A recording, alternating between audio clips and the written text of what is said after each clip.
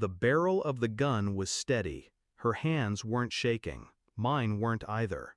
My sister stood 2 feet away, finger curled on the trigger, eyes narrowed with something I once mistook for strength.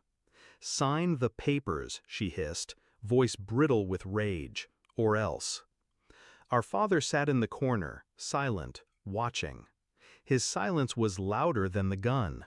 I looked at her, then at him, and I smiled. "Look at this," I whispered, sliding my phone across the table.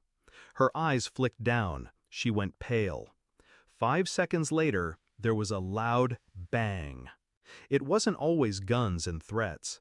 Emily used to climb into my bed when thunderstorms shook the windows. She'd clutch my hand and whisper, "Don't let go," and I never did. I carried her through heartbreaks, through failed jobs, through every mess she made of her life. Dad called her fragile, Mom called her sensitive. I called her my sister. But fragility curdles into envy, and envy, left to rot, turns into greed. When Mom died, the will split everything evenly: the house, the business shares, the inheritance. Fair, balanced. But fair wasn't enough for Emily.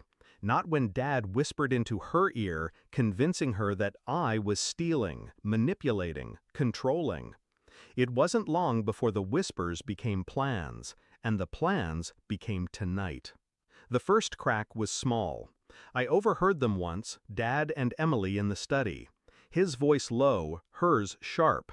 The words were fragments, signatures, power of attorney, make her do it. I walked away before they saw me, but I knew. Then the documents appeared, papers shoved across the table, demanding I transfer my share of the estate. The language was neat, polished, dripping with legal poison. I refused. That's when the text messages started. Emily's tone shifting from pleading to threats. Dad's silence, his refusal to intervene, said more than his words ever could. And then, tonight, when they cornered me in the old dining room, gun in hand, paper spread across the table like a ritual sacrifice. I could have panicked, I could have begged, but instead I remembered the camera. The tiny lens I'd installed in the chandelier 2 weeks earlier, after that overheard conversation. It recorded everything, every threat, every whisper, every loaded weapon pointed at my chest. And not just recorded, it streamed, straight to a secure drive, straight to my lawyer, straight to the police. So when Emily raised that gun, thinking power was finally hers, I felt calm. I didn't need to fight her strength. I only needed to show her the truth. The plan was simple. 1. Evidence. Every threat she texted, every document she tried to shove into my hands, every word Dad whispered, I had it all, backed up. 2. Exposure.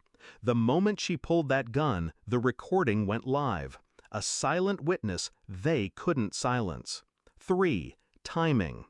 I waited until she thought she had me trapped, until she believed the fear would force my hand. That's when I slid the phone across the table. On the screen, a live feed of her, gun raised, face twisted, and a blinking red light in the corner, recording. Her face drained. The color bled out like ink and water. "What is this?" she stammered. I leaned back, calm. Insurance. Dad shifted in his chair, finally speaking, his voice low, venomous. "You wouldn't." I met his eyes. I already did. The bang that followed wasn't the trigger. It was the front door.